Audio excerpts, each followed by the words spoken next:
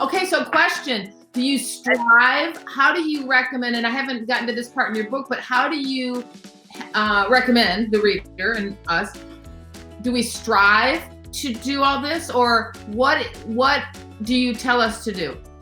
Okay, so I know you've probably taught this before yourself about how waiting on the Lord will renew our strength, right? Yeah. And when we wait on the Lord, that's not passive. Right. It's active. A waiter at a restaurant waits on you and they're bringing you stuff. And so we're waiting on the Lord and serving him actively, expecting him to come through for us in different things, right? Yeah. Well, so with the fruit of the Spirit, it's like that. It's like, it's just in there. It's a different in yielding. You just have a choice. It's not works and striving. It's actually being who God has created us to be. It's living out of a place of divine connection with him, John 15.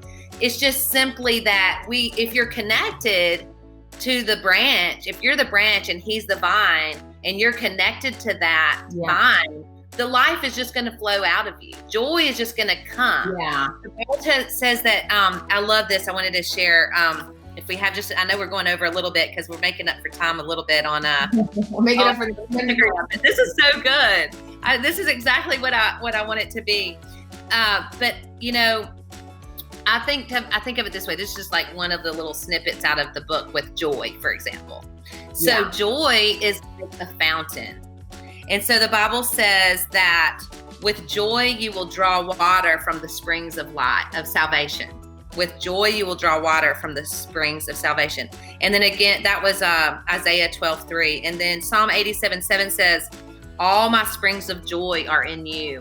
And so the springs of joy are in us. And it's like a fountain. It gets out the debris. It cleanses our heart. Yeah. And so when we just have a choice to yield to joy, it's like we have death and destruction, or we have life and prosperity, the Bible says. Yeah. And it just simply says, choose life. Right. It's not a doing, it's a being. It's a choosing. I know, I agree totally. But don't you think that's a massive revelation for people? Because we are so work-oriented and checklists and, all that. So I just think that's so good. Yeah. It's resting in who he is. And your book is going to help so many people to get that revelation. I really believe that. And not just be theory in their head, but really be something they can put into practice. So